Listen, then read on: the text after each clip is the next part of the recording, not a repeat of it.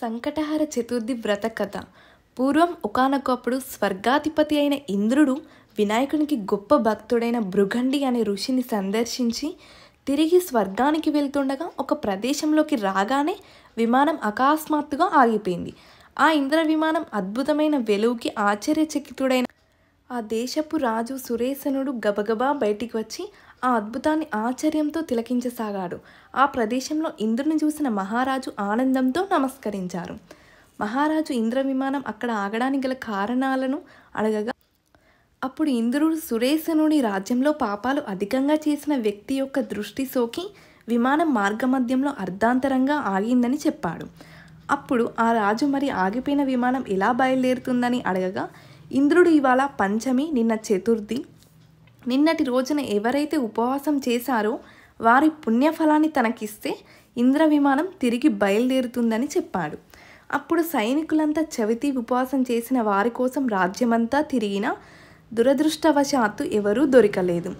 అదే సమయంలో వారికి గణేశ దూత ఒకరు ఒక మరణించిన స్త్రీ శరీరాన్ని భుజంపై మోసుకొని గణేశ లోకానికి తీసుకుపోవడం కనబడుతుంది.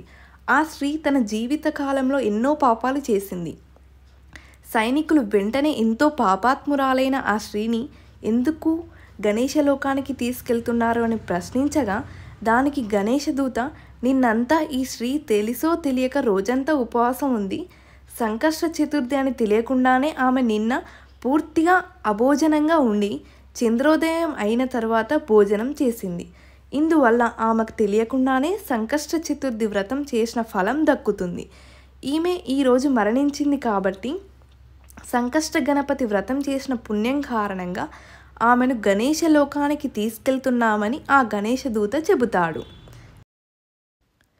అంతటా ఆ సైనికులు ఆ స్త్రీ మృతదేహాన్ని తమకిమ్మని, అలా చేస్తే ఆగిపోయిన ఇంద్ర విమానం తిరిగి బయలుదేరుతుందని అడగగా గణేశదూత ఆమె పుణ్యఫలాన్ని వారికి ఇవ్వడానికి అంగీకరించలేదు.